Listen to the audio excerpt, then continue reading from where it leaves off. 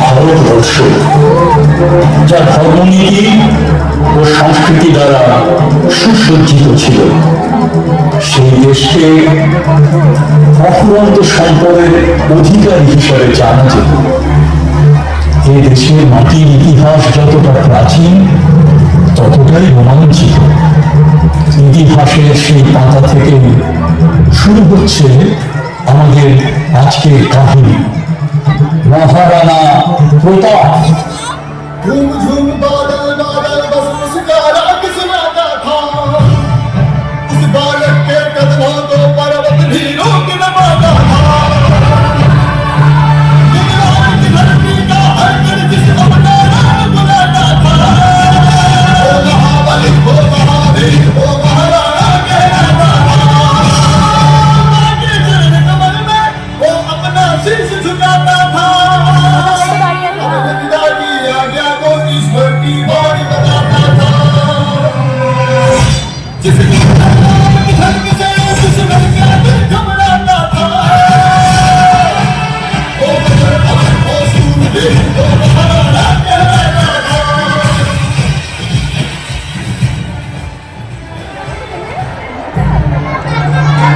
আজ থেকে প্রায় 500 বছর আগের কথা।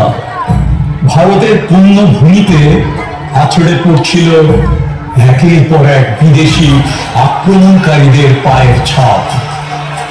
লক্ষ্য ছিল একটাই, ভারতের উপর এবং তার ঐশ্বর্যের উপর আধিপত্য কায়েম করা। বিশ্ব সংসারে শান্তির পাঠ পড়ানো এই পুণ্যভূমি নির্দয়ী পরাক্রমীদের রণক্ষেত্রে পরিণত হয়েছিল। কিন্তু এই দেশকে যতই দ্বন্দ্বে মুচড়ে ফেলার প্রচেষ্টা করা হোক না কেন, কখনো তাকে ভাঙা যায়নি।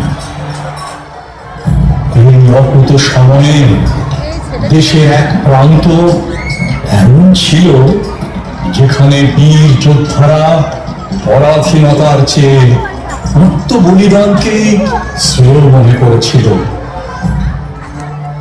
বীরত্বের গৌরব অর্জন করা এই প্রদেশ ছিল রাজপুতদের।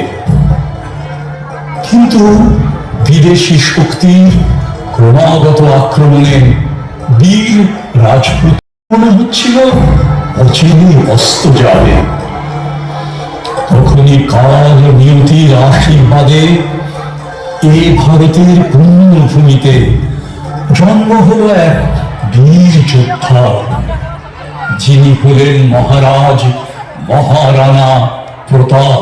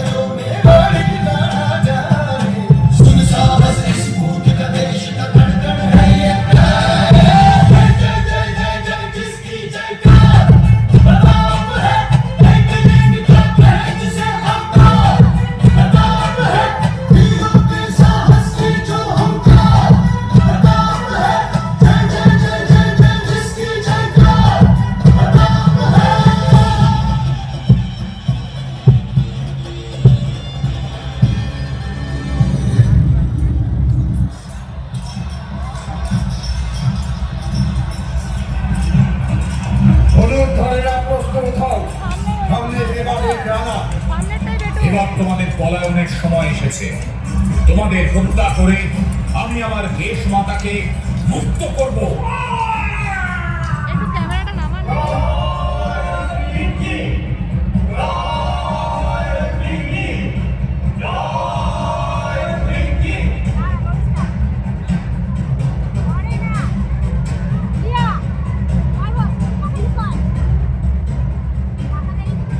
এবারের সেনাপতিরা আপনারা কোথায়?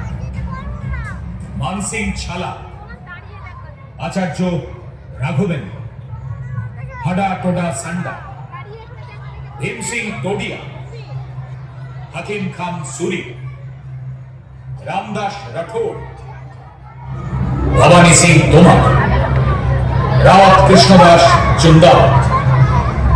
এই হলো আমার 8টি শক্তিশালী বাহু।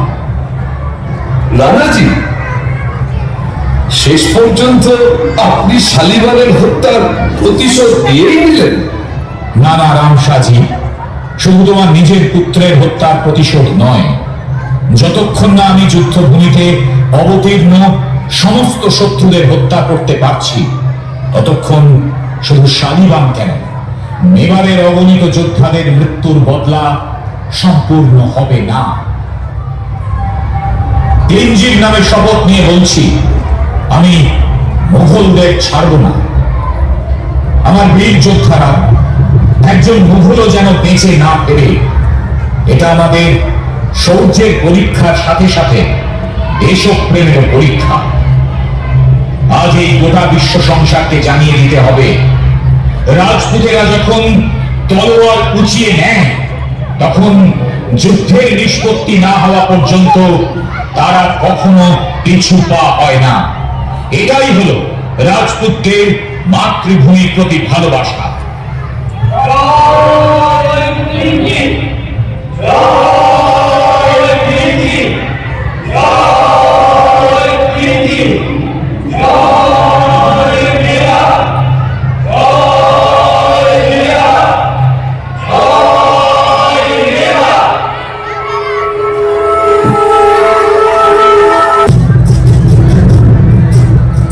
আরে যা, বিরক্ত লাগছে।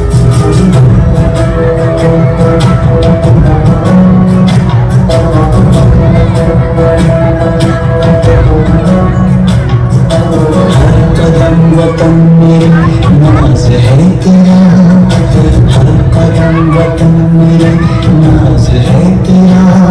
आजाद मैं हूँ और वतन आजाद है मेरा, आजाद मैं हूँ और वतन आजाद है मेरा।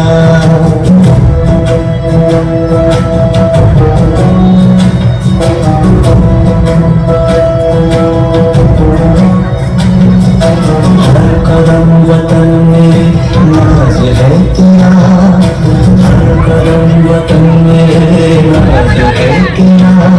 आजाद मैं हूँ और वतन आजाद है मेरा, आजाद मैं हूँ और वतन आजाद है मेरा।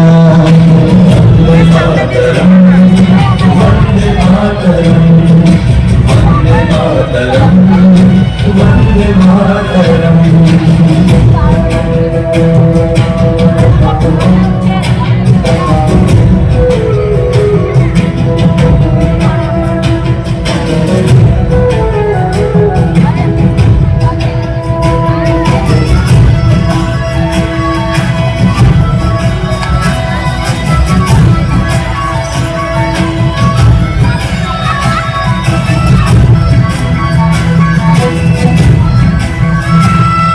हवाएं कह रही अपनों की दास्तां, এই সর সর সর সর। मिला हमको ये गुलसितां।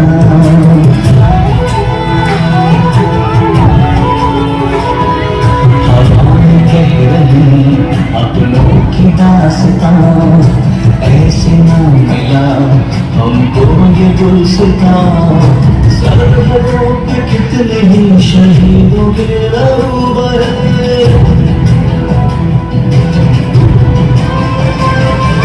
सरहदों पे कितने ही शहीदों के কি আশ্চর্য ব্যাপার। याद हमें भी रहे कुर्बानियां यादों में गिर रहे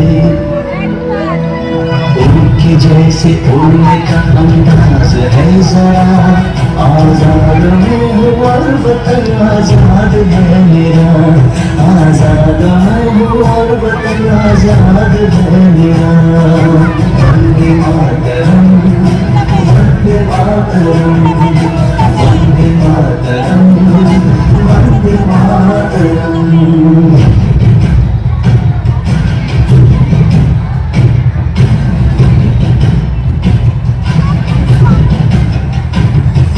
सर्वदोषी को चले हैं बांध के कफन दुश्मनों को करने उनकी मिट्टी में दफन अब जो हमारी तरफ बढ़े कोई कदम इतिहास से मिटाएंगे हम याद उनकी हम मर के भी मिटने न दें मर के भी मिटने न दें तिरंगे की निशान हिंदुस्ता तेरे लिए दे देंगे अपना जान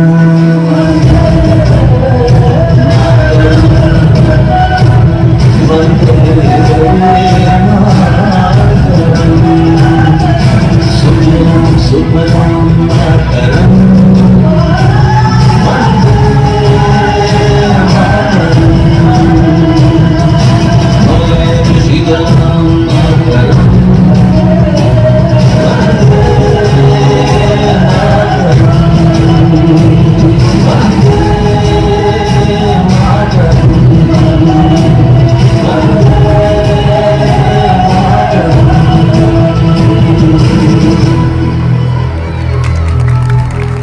মহারানা যখন নিজের মাতৃভূমিকে শত্রুমুক্ত করতে লড়িলেন, অন্যদিকে তখন রানাজির বিশ্বস্ত কিছু অনুচর রাজ সিংহাসনের লোভে রানাজি সহ মাতৃভূমির সাথে বিশ্বাসঘাতকতা করতে ব্যস্ত। বস না রে, বস না। তাদের মধ্যে ভগবান দাস, শক্তিশীল, জাগমালশীল এরা ছিলেন উল্লেখযোগ্য।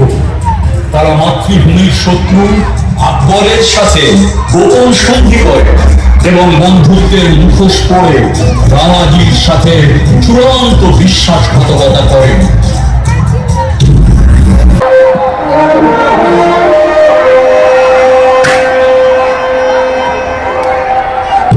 ওইটাও দাঁড়িয়ে আছে। এটা তো লাল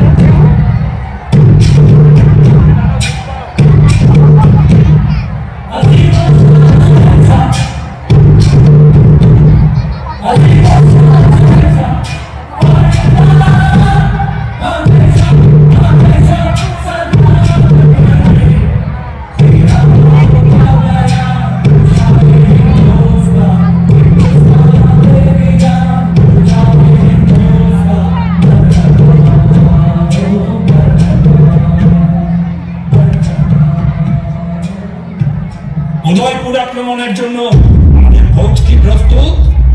হ্যাঁ জাহাপনা সম্পূর্ণরূপে প্রস্তুত।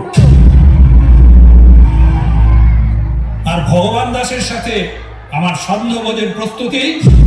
আলম্বনা আপনার হুকুম মতো সবকিছুই আয়োজন করা হয়েছে। শাহেনশাহ দীর্ঘজীবী হোক। যুদ্ধক্ষেত্র থেকে কোনো খারাপ খবর? এবার এবার কে? হুজুর, আপনার অন্যতম সেনাপতি বেহলাল খান। বেহলাল খান? কে কে ওকে হত্যা করলো আর কিভাবে? স্বয়ং রানা প্রতাপ হত্যা করেছে বেহলাল খান, আর সেটাও ভীষণ কষ্টদায়ক মৃত্যু। প্রতাপ তার তরোয়াল দিয়ে বেহলাল খানকে সমেত পুরোপুরি তুফান্ন করে দিয়েছেন। এবার সম্মুখ সমরে যাওয়ার সময় এসেছে। 2 লক্ষ সেনা নিয়ে আমরা এই বন্দি ঘাঁটিতে এসেছিলাম। এখন তো আমাদের কাছে 1 লাখেরও কম সেনা জীবিত আছে। আমার তো মনে হয় এবার আমাদের আগ্রায় ফিরে যাওয়াই ভালো। যুদ্ধ জয়ের স্বপ্ন যারা দেখে তারা পরাজয়কে ভয় করে না, সুন্দর স্বপ্নই রঙিন সকালের সূচনা করে। পুনরায় তোমার নির্ভীক মেজাজ দেখে আমি গর্বিত। তুমি তুমি যত সিপাহী চাও নিয়ে যাও, কিন্তু আমার প্রতাপের মাথাটা চাই। সায়েন্স আর বিজয় পতাকা সব সময় মধ্য গগনে থাকুক। আরে এসো এসো ভগবান দাস, কাল সকালে সম্মুখ সমরে তোমাকে মান সিংহের সুরক্ষা কবচ হয়ে থাকতে হবে, আর যুদ্ধে তোমাকে মান সিংহের ঝাল রূপে দেখে রানা এতটাই ক্রুদ্ধ হয়ে উঠবে যে সে যুদ্ধ জয়ের কথা ভুলে গিয়ে ব্যক্তিগত প্রতিশোধ নিতে ব্যস্ত হয়ে পড়বে। আর সেই সুযোগে মান সিংহ মেবারের বাকি সেনাদের শেষ করে দেবে।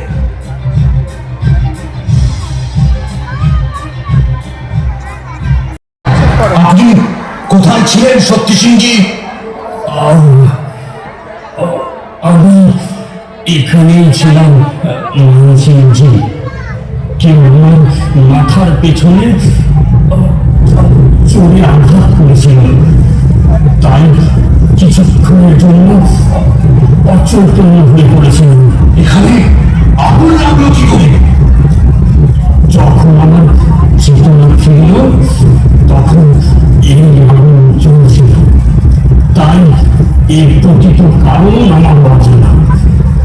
কিন্তু আমার দুর্ভাগ্য, দাদা ভাই রানা প্রতাপের মৃত শরীর সহিংসাকে উপহার দেওয়ার মতো সব স্বপ্ন এই আগুনে চলে পুড়ে ছাই হয়ে গেল।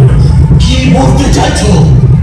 আমি একটু আগে দাদা ভাই রানা প্রতাপের মুকুল তার কর্ম এই আগুনে চলতে দেখেছি।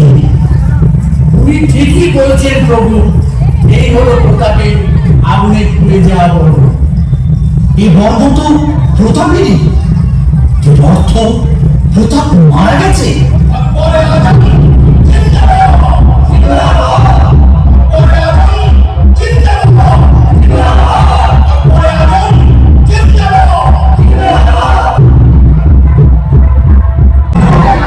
হলদিঘাটিতে রানা প্রতাপ বীরত্বের সাথে লড়াই করছিলেন। সেই সময় হাতির পিঠে যুদ্ধরত মান সিংকে হত্যার জন্য রানাজির ঘোড়া চেতক দুপায়ে ভর করে হাতির মাথায় পা দিয়ে দাঁড়ায় এবং রানাজি মান সিংকে তার ভারী বর্ষা দিয়ে আঘাত করেন। এই সময় হাতির সুরে আটকানো অস্ত্রে চেতকের পা কেটে যায়। সেই আহত অবস্থাতেও প্রভুকে পিঠ থেকে নামায়নি চেতক। এমনকি যুদ্ধ হারার মুহূর্তে 3 পায়ে রানা সমেত প্রাণপণে দৌড় দেয় চেতক। তারপর 30 ফুট গর্ত লাফ দিয়ে পার হয়ে প্রভুকে নিরাপদ স্থানে পৌঁছে দিয়ে শেষ নিঃশ্বাস ত্যাগ করে চেতক। এবারে রানাজির প্রিয় হাতি রামপ্রসাদকে বন্দি করে আনা হয় আকবরের সামনে। সেও আমৃত্যু মুঘলদের দেওয়া জল ও খাবার মুখেও তোলেন। শেষ পর্যন্ত মৃত্যুকে প্রিয় মনে করলেন। তার প্রভুর শত্রুদের সামনে মাথা নত করেনি রামপ্রসাদ। যুদ্ধে ক্ষতবিক্ষত এই যোদ্ধার শরীর থেকে প্রচুর রক্তক্ষরণ হয়েছে। আর বেঁচে ওঠা কঠিন কঠিন বলে মনে হচ্ছে। কতটা দুঃখের কথা বলুন তো বন্ধুদেব। এই যুগে ইনাদের মতো কত বীর যোদ্ধাই নিজের শেষ নিঃশ্বাস পর্যন্ত অদ্ভুত বীরত্বের পরিচয় দিয়ে মুঘলদের মোকাবেলা করেছেন, তবু এই মুঘলদের হাত থেকে উদয়পুরকে রক্ষা করতে পারছেন না। ভারতের কথা বলার উদ্দেশ্য কি? উদয়পুরে পুনরায় জগমল সিংহের অধিকার প্রতিষ্ঠিত হতে চলেছে বললেন। মুঘল সেনাদের নিয়ে উদয়পুর আক্রমণ করছেন তো জগমল সিংজি, আর আপনি দেখবেন বলতে খুব শীঘ্রই উদয়পুরের সিংহাসনে জগমল সিংজি অধিষ্ঠিত হবেন। আর শুনছি তো ওই পাপিষ্ঠ আকবর জগমল সিংকেই মেবারে নরেশ বানাবেন। এই কঠিন বাস্তবতাকে স্বীকার করে নেওয়াই আমাদের জন্য ভালো হবে। কারণ এখন কে এই উন্মত্ত মুঘলদের বিরুদ্ধে প্রতিরোধ করে তুলবে? আমাদের রাজা, আমাদের নায়ক মহারানাজি তো আর এই ধরাধামে ফিরে আসবেন না। সত্যি খুব অল্প শ্বাস বাকি দিয়েছে এই যোদ্ধার শরীরে, আর কিছুক্ষণই হয়তো বেঁচে থাকবেন এই সুরবীর।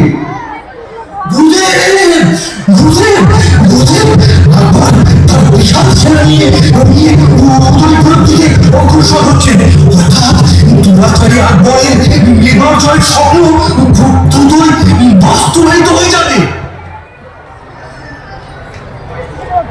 আরে আরে আরে, আপনি উঠছেন কেন? আপনার তো বিশ্রাম প্রয়োজন। না না না, আপনি উঠবেন না, একদম উঠবেন না। আপনি শুয়ে শুয়ে একটু বিশ্রাম করুন, নইলে আপনি তো জীবন মরণ সমস্যা করবেন। আমি আপনাদের এই বিপদ থেকে মুক্তির একমাত্র মাধ্যম। আপনি আপনি আমাদের মুক্তির কারণ। একটু আগেই তো আপনি শেষ নিঃশ্বাস নিতে চলেছেন। কে আপনি? কে?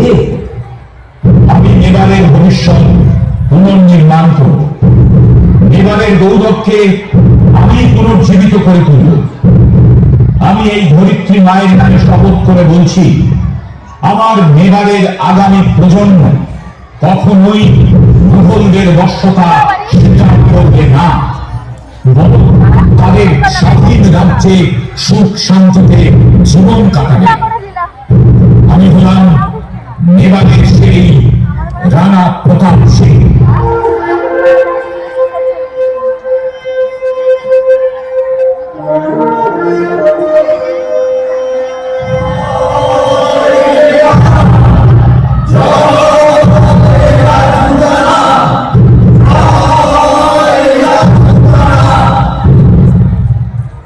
রানা প্রতাপের জয় হোক। প্রণাম নেবেন রানাজি। প্রণাম। যদি আপনি অনুমতি দেন তাহলে সবার প্রথমে আমি আমার পরিচয় দিই। না না না না সাজি, আপনাকে আপনার পরিচয় দেবার কোনো প্রয়োজন নেই। মেবারের একজন শেখ হওয়ার সাথে সাথে আপনি রাজ পরিবারের কোষাগার সংরক্ষণ করেছেন। আপনার পরিবারের পূর্বপুরুষেরা আমাদের সম্পত্তির ব্যাপারে যথেষ্ট অবগত এবং তা রক্ষাও করেছেন। রানাজি, আমার পূর্বপুরুষেরা এই আপৎকালের জন্যই তো যুগ যুগ ধরে এই সম্পত্তি রক্ষা করে এসেছে। যেটা আমার কাছে ছিল সেটাও আপনাকে ফিরিয়ে দিতে এসেছি। এখানে 25 লক্ষ স্বর্ণমুদ্রা রয়েছে। সাজি, রাজ পরিবারের সম্পত্তির সাথে সাথে আপনার সর্বস্ব দিয়ে দেওয়ার জন্য ধন্যবাদ দেওয়া ছাড়া আপনাকে দেওয়ার মতো আমার কাছে কিচ্ছু নেই।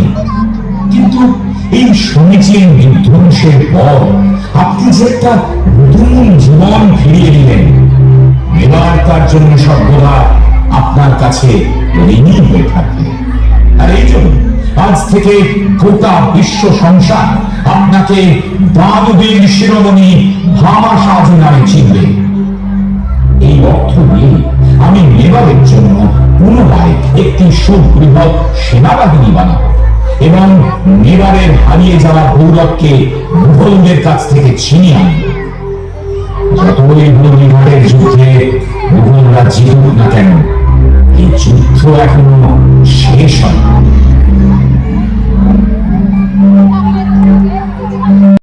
বছরের মধ্যে রানাজি আবার একটি সুবৃহৎ সেনাবাহিনী বানিয়ে ফেললেন। ওদিকে মুঘলরা ভেবেছিল রানাজির মৃত্যু হয়েছে। আকবরও তার বিশাল সাম্রাজ্যের অন্যান্য কাজে ব্যস্ত হয়ে পড়েছিলেন। আর এদিকে ভীষণ বিচক্ষণ ও কৌশলী রণনীতি কাজে লাগিয়ে রানাজি মেবারের হারিয়ে যাওয়া সমস্ত দুর্গভূমিকে একে একে মুঘলদের আধিপত্য থেকে মুক্ত করতে উঠে পড়ে লাগলেন।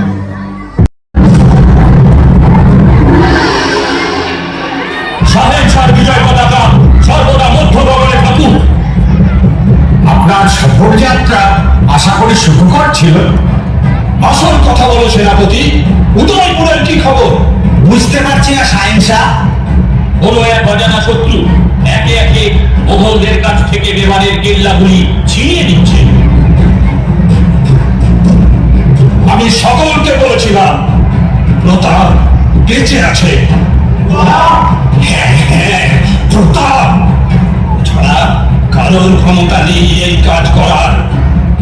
এখনই এখনই সেনাবাহিনী প্রস্তুত করো এবং সবচেয়ে বড় ও শক্তিশালী ফৌজটি উদয়পুরের অভিমুখে পাঠাও।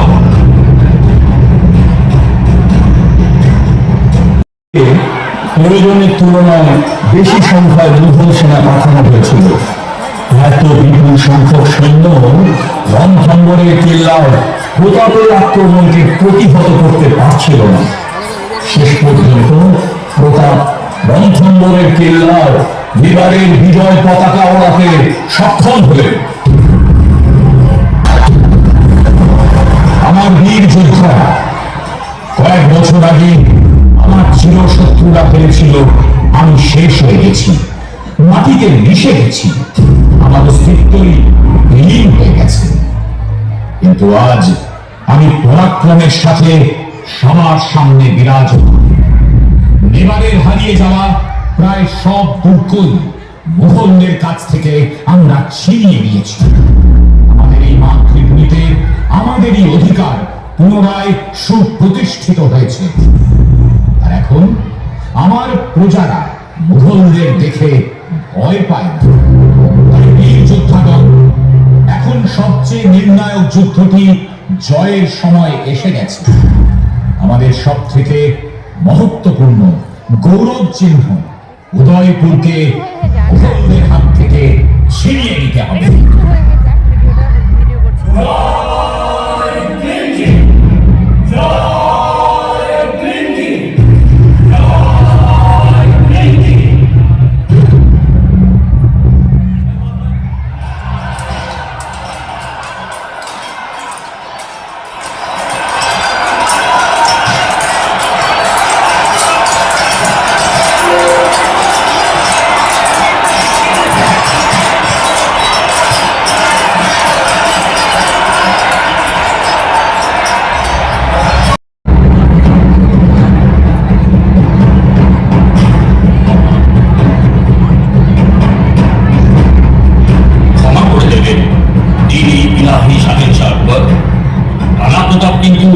পুনরায় উদয়পুর দখল করে নিয়েছে।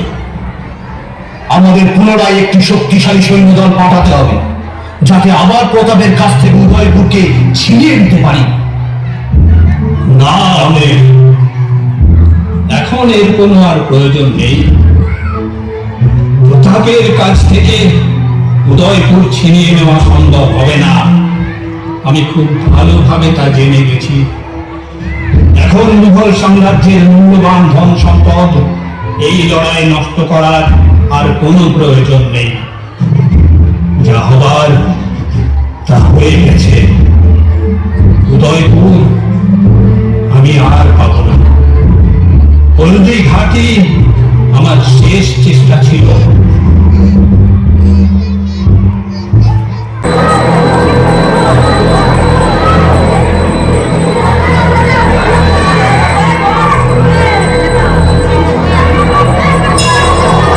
আরে সব এই দিক দিয়েই যাচ্ছে, কি রে বাবা? সব এদিকেই যাচ্ছে।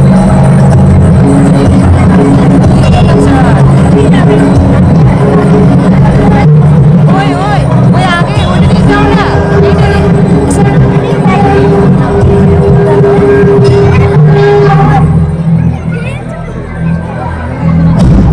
এইখানে মুখের সামনে দিয়ে যাবে সব।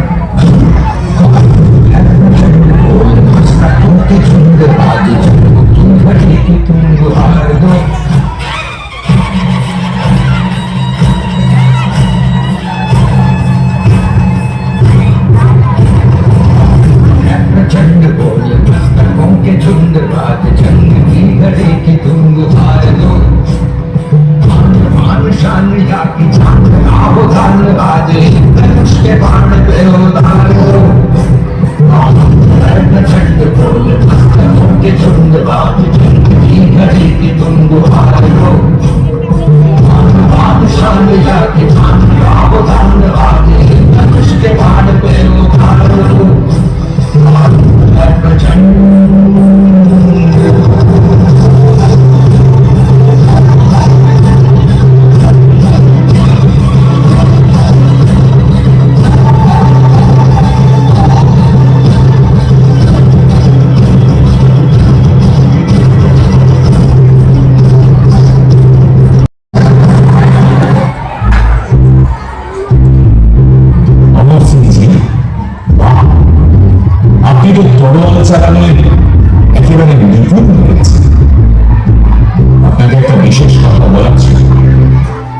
কি আমার জীবনের সব থেকে মহত্বপূর্ণ অভিযানে আমার সঙ্গ দেওয়ার জন্য প্রস্তুত আছেন? পিতাশ্রী অমর সিংজি, আমাদের অনেক গৌরব চিহ্ন চিতরকে মুঘলদের অধিকার থেকে পুনরায় ছিনিয়ে আনতে হবে। আপনি কি প্রস্তুত আছেন আমাদের সঙ্গে যাওয়ার জন্য? পিতাশ্রী, আমি নিজেকেই বিশ্বাস করতে পারছি না, সবচেয়ে মহত্বপূর্ণ এই অভিযানের জন্য আপনি আমাকে এতটাই যোগ্য ভেবেছেন।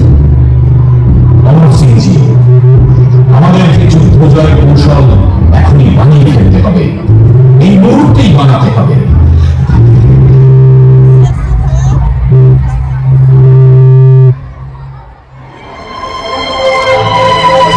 পিতাশ্রী, পিতাশ্রী, কি হলো পিতাশ্রী? আপনি উঠুন, আপনি উঠুন, কেউ আছে, কেউ আছে, পিতাশ্রী, পিতাশ্রী, পিতাশ্রী।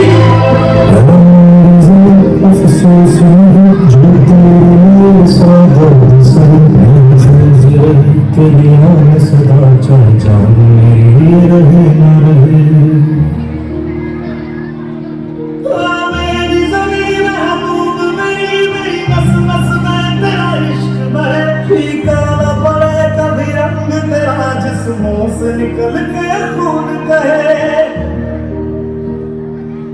तेरी मिट्टी में दिल जावा गुल बन के मैं खिल जावा इतनी सी है दिल की आरज़ू तेरी नदियों में बह जावा तेरे खेतों में लहरावा इतनी सी है दिल की आरज़ू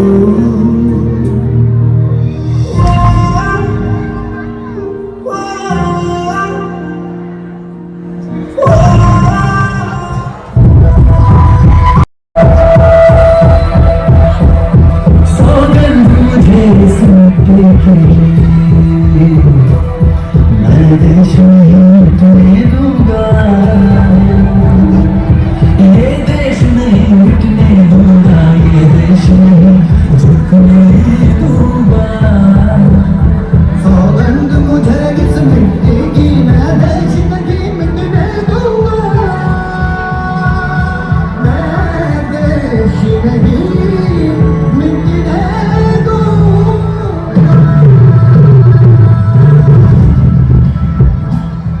मेरी धरती मुझसे पूछ रही कब मेरा कर्ज चुकाओगे मेरा अंबर मुझसे पूछ रहा कब अपना धर्म निभाओगे मैंने वचन दिया भारत माँ को वचन दिया भारत माँ को शीश नहीं झुकने दूंगा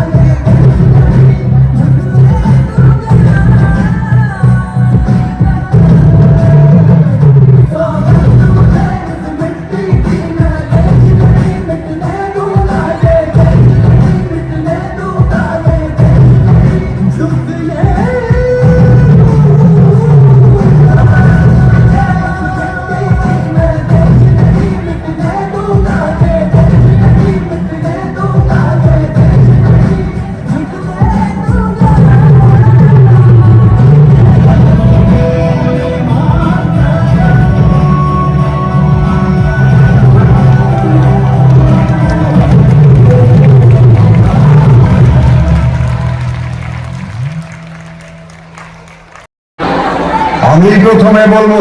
না, আমি প্রথমে বলবো। চুপ করো সবাই।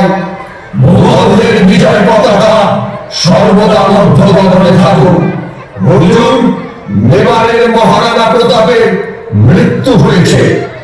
মারহাবা, মারহাবা, মারহাবা।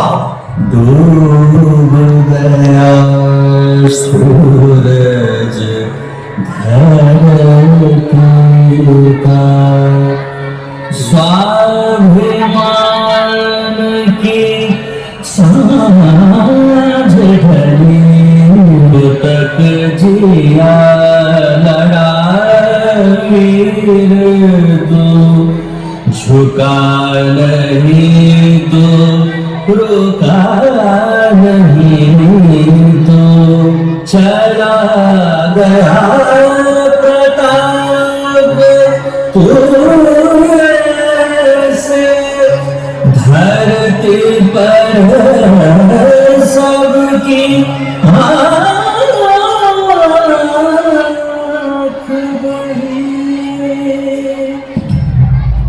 এবারে এই তানসেনের নির্ঘাত মূল্যপাঠ হবে।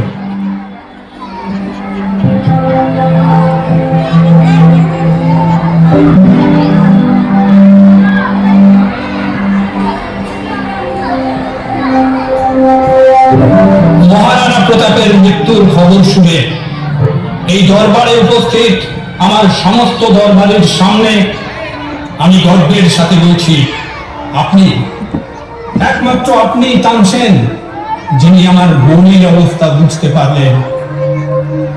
আমি আমার জীবদ্দশায় অগণিত রাজা মহারাজার সম্মুখীন হয়েছি, কিন্তু তাদের মধ্যে একজনও প্রতাপের মতো বীর ছিলেন না। প্রতাপ সবার থেকে আলাদা ছিলেন, নিজের আদর্শে অটল ছিলেন। তাঁর জেদ, সুচতুর রণকৌশল এবং যুদ্ধে পরাজিত হবার পরেও পুনরায় উঠে দাঁড়ানোর অমানবিক ক্ষমতা আমাকে জীবনের পথে এগিয়ে যাবার রসদ জুগিয়েছে। আজ আমার বলতে কোনো লজ্জা নেই, ভবিষ্যতে যখনই আমাদের দুজনের প্রসঙ্গ উঠবে তখন রানাজির গৌরব গাথা সর্বোচ্চ স্থানে বিরাজ করবে।